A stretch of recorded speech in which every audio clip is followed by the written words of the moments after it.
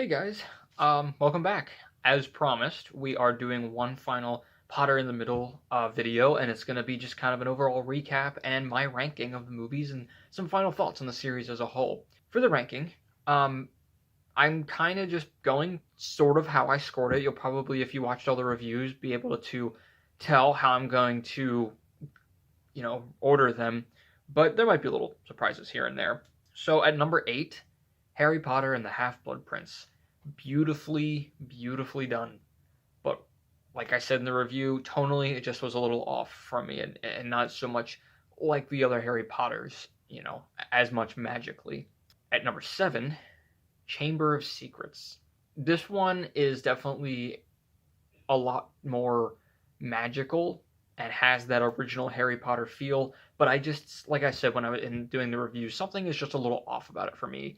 I don't know if it's the plot or just the characters or whatever, but something about it just kind of bugs me here and there. I think it's mostly the characters, but number 6, Deathly Hallows Part 1.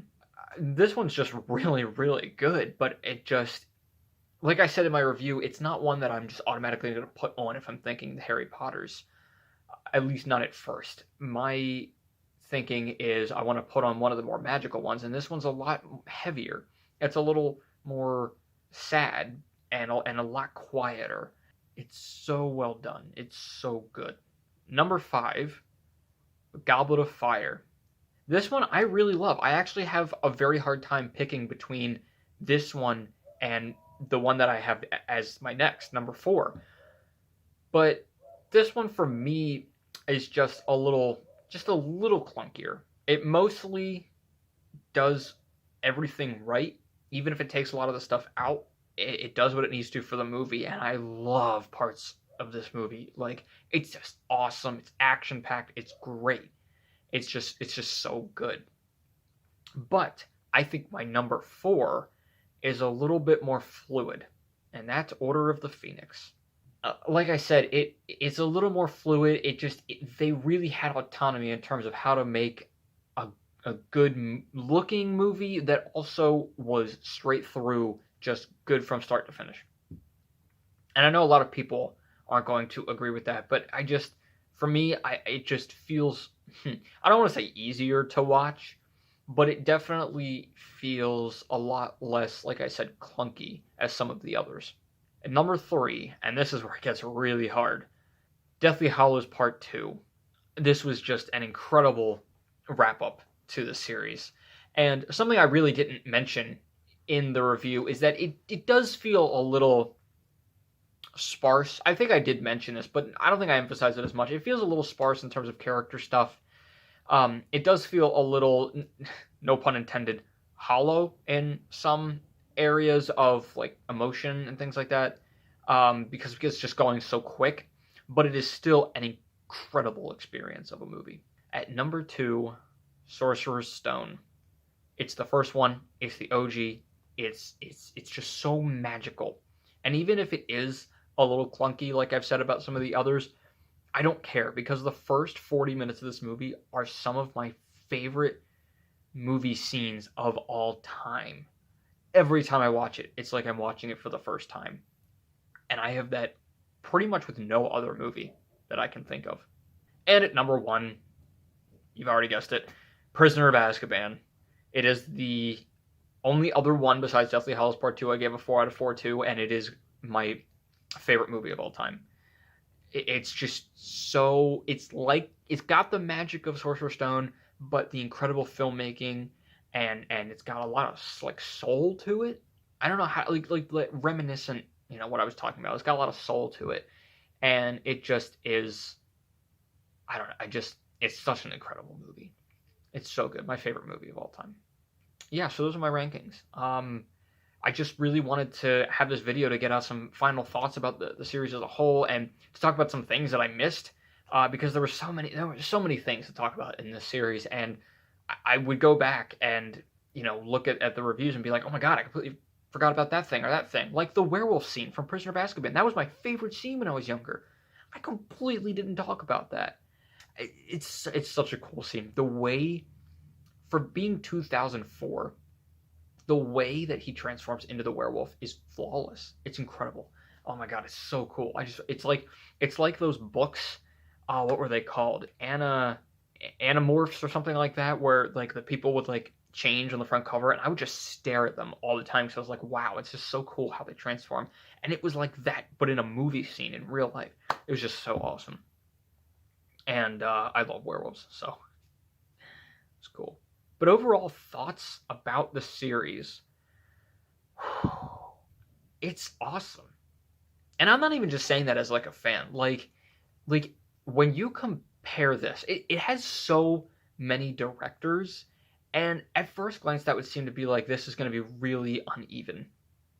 And it does feel like that a little bit years and years later, or even when you're first watching it, because all of them have different tones, but it works because every movie got darker. Every movie had a different feel to it. Every movie, because every story was supposed to be a little different. Yeah, obviously in the books they're consistently the same feel, but I think the takes that they had on them were where they needed to be. I always wonder, what if Christopher Columbus had did the last movie? What if Alfonso Cuarón did all of them?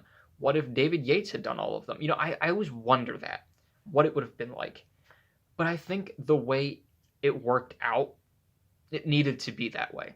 Even the Dumbledores. You needed one that was the calmer Dumbledore, and then you needed one that could move around and fight.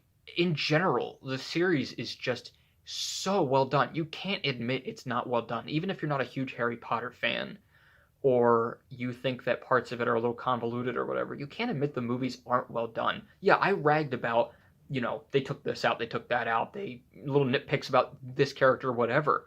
But like they did an incredible job. They have better CGI from the 2000s than some movies today.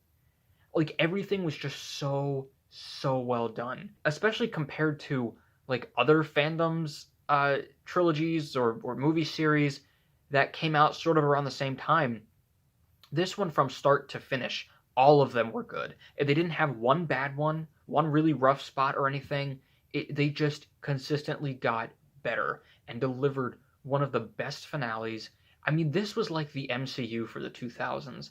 Like, when I think of big movie series that I invested myself in for years, the first one's Harry Potter, and then this past decade was the MCU. I wonder what this decade's going to hold for me. I'm not sure. It was so huge and gave kids, I mean, and even adults, like something to look forward to every few years that was just bigger than itself, bigger than the author now, which, again, I think is good.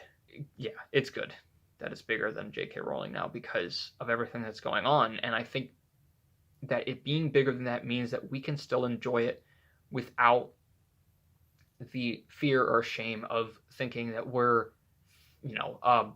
adding to her, I don't want to say ego, but adding to her, I did this, or adding to the money she makes. I think we can all enjoy it now as things that are ours.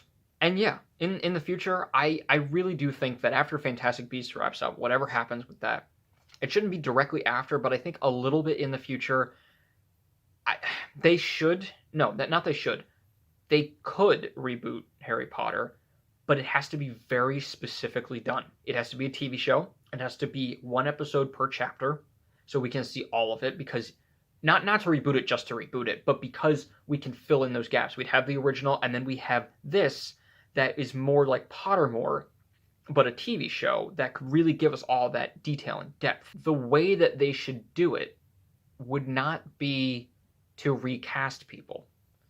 And how do you not recast people, at least in live action? What they should do is make it an animated TV show. And I'm not kidding, because in my head, and many people's heads, when you read these books, they feel very animated and magical. And I think that would work like an Avatar type thing, where people fawn over Avatar. It's an animated show, and adults and kids alike love it. That is the only way they could do it. Otherwise, I don't want them to reboot it, because it would take away from the integrity of the original series. And, you really can't recast many of these roles. Say what you will about Daniel Radcliffe. He is Harry Potter for me. He is. And I was talking to my mom about this the other day. The reason is because, Harry is awkward. Harry doesn't always know what he's doing. A lot of the times he doesn't know what he's doing. And Daniel Radcliffe has that kind of awkwardness in his acting because he wasn't always sure. I mean, he's not the best actor, but he's really good. And I think when he needed to be, he was. And when he was a little awkward or unsure, you could see that. And that's Harry Potter.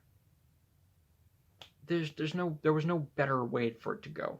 So yeah, Harry Potter series. Those are my overall thoughts, rankings of the whole thing.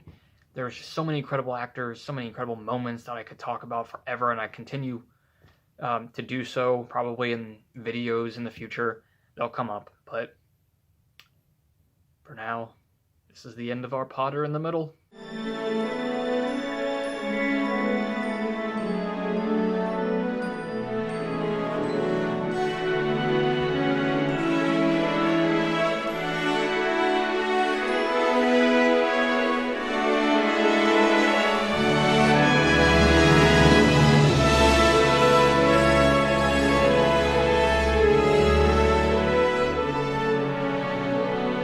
And as always, keep your hopes high, your stress low, and Harry Potter right in the middle.